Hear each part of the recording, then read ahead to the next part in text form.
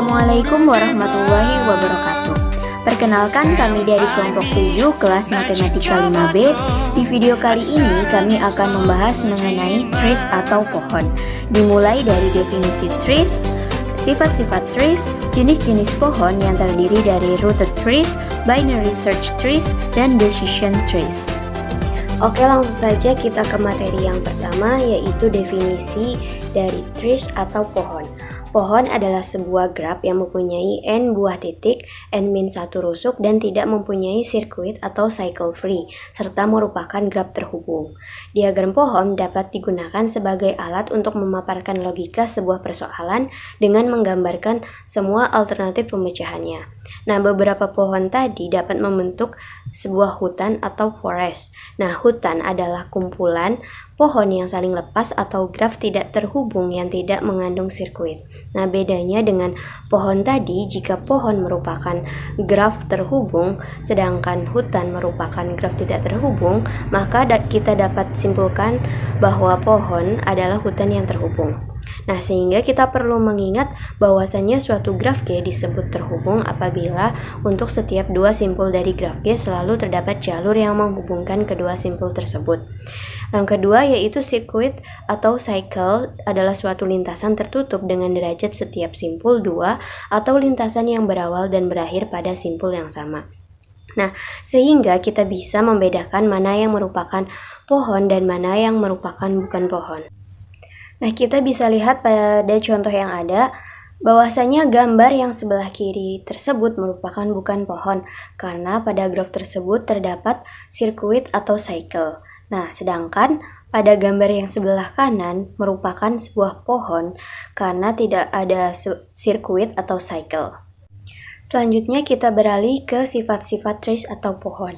Nah, misalkan G merupakan suatu graf dengan n buah simpul dan tepat n-1 buah sisi, maka sifat-sifat trees yang ada pada graf G yang pertama yaitu jika G tidak mempunyai sirkuit, maka G merupakan pohon.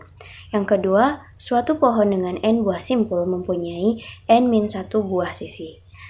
Yang ketiga yaitu setiap pasang simpul di dalam suatu pohon terhubung dengan lintasan tunggal. Dan yang terakhir, misalkan G adalah graf sederhana dengan jumlah simpul n, jika G tidak mengandung sirkuit maka penambahan satu sisi pada graf hanya akan membuat satu sirkuit. Selanjutnya itu jenis-jenis pohon. Nah, jenis-jenis pohon itu ada 3. Yang pertama, rooted trees atau pohon berakar. Yang kedua, binary search trees. Yang ketiga, decision trees. Dan yang pertama itu pohon berakar. Definisinya, pohon yang satu buah simpulnya diberlakukan sebagai akar dan sisi-sisinya diberi arah, sehingga menjadi graf berarah. Dinamakan pohon berakar. Nah, istilah-istilah atau unsur-unsur yang ada pada pohon berakar yaitu akar, daun, cabang, tinggi atau level atau deep atau dalamnya suatu vertex. Dan sifat-sifat dari pohon berakar itu ada 8. Yang pertama, jika pohon mempunyai simpul sebanyak n, maka banyaknya ruas itu n-1. Yang kedua, mempunyai simbol khusus yang disebut root. Jika simpul tersebut memiliki derajat keluar lebih dari atau sama dengan 0 dan derajat masuk sama dengan 0.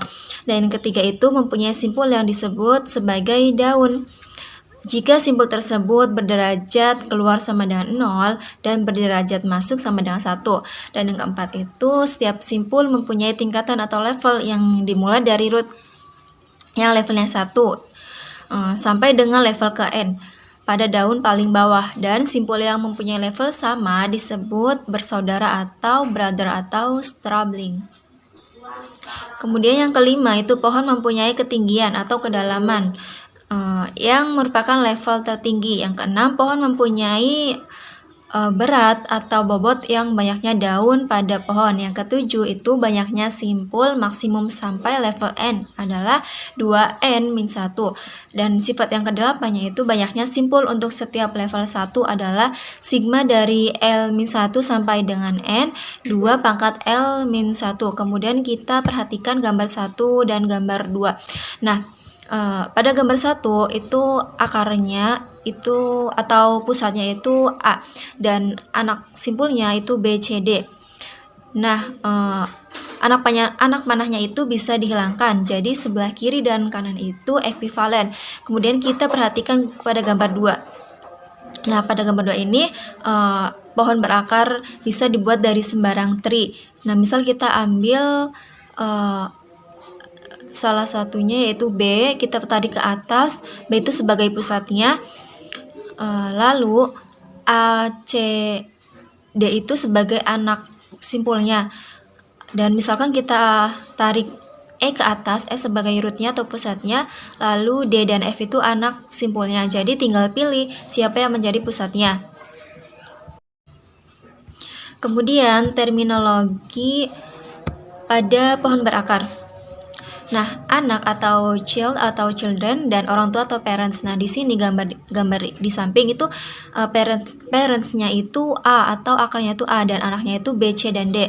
Dan lintasan itu titik yang dilewati dari A ke J adalah A, B, E dan J. Nah, panjang lintasannya itu 3. F adalah saudara kandung E, tetapi F itu bukan saudara kandung G karena berbeda orang tua. Subtree atau upak pohon yang berada dalam lingkaran atau potongan dari pohon. Nah, derajat itu jumlah anak pada simpul.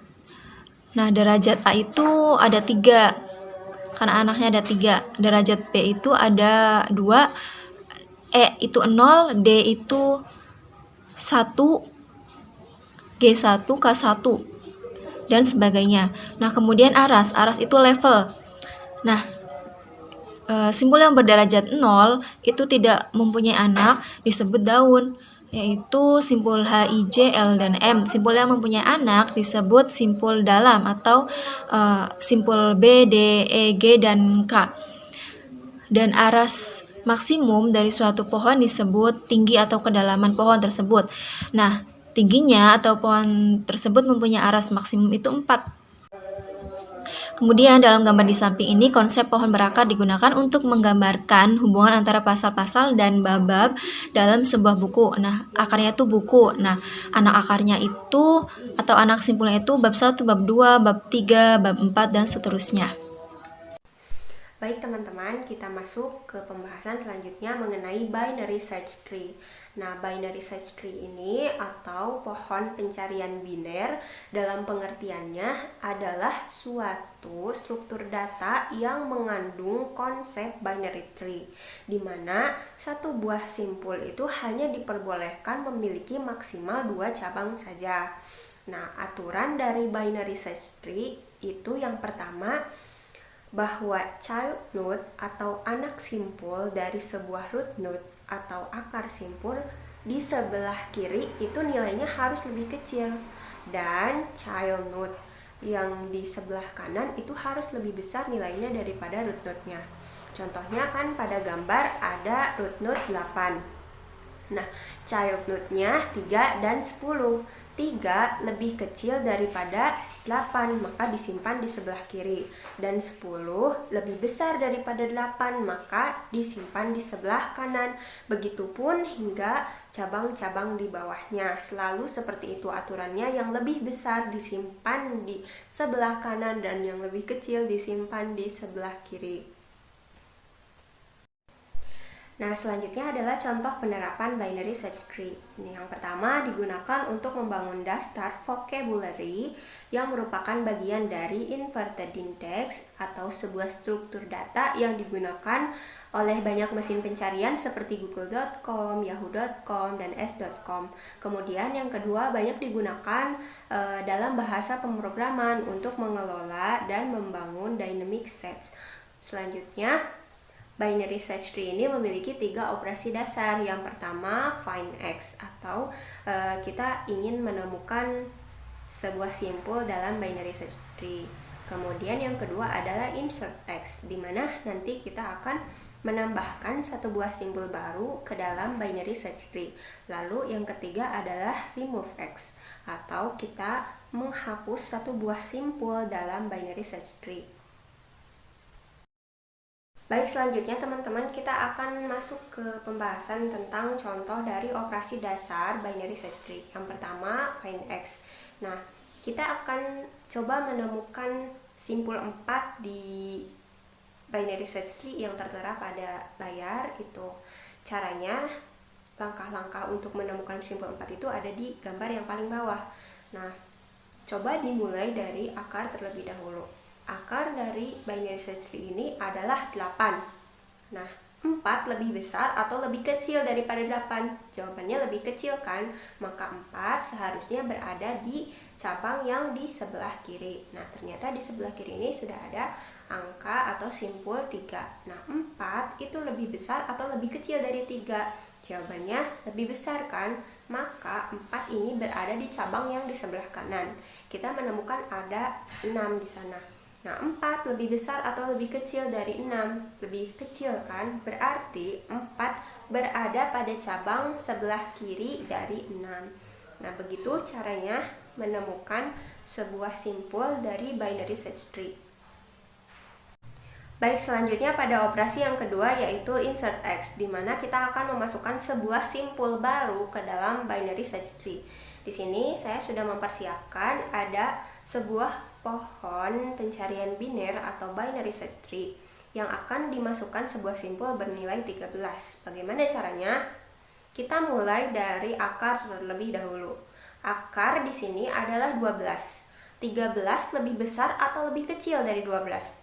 Jawabannya lebih besar, maka 13 berada di cabang sebelah kanan. Nah, di cabang sebelah kanan ini sudah ada simpul yang bernilai 15. Nah, pertanyaannya 13 itu lebih besar atau lebih kecil dari 15? Jawabannya lebih kecil kan? Maka simpul 13 itu dijadikan cabang sebelah kiri.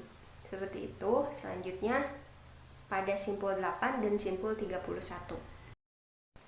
Selanjutnya pada operasi terakhir dari binary search tree yaitu remove X. Kita akan menghapus satu buah simpul dari binary search tree yang tersedia pada layar. Nah, misalnya kita ingin menghapus simpul 17. Caranya adalah tinggal dihilangkan saja simpul 17-nya, karena simpul 17 ini tidak memiliki cabang lagi. Artinya simpul 17 ini berperan sebagai daun, maka bisa langsung dihilangkan. Hasilnya seperti yang ditunjukkan oleh tanda panah. Selanjutnya contoh yang kedua, misalnya kita ingin menghapus simpul 15. Karena simpul 15 ini masih memiliki cabang ke bawahnya 20 dan 30, maka kita tidak boleh sembarangan, harus ada aturannya.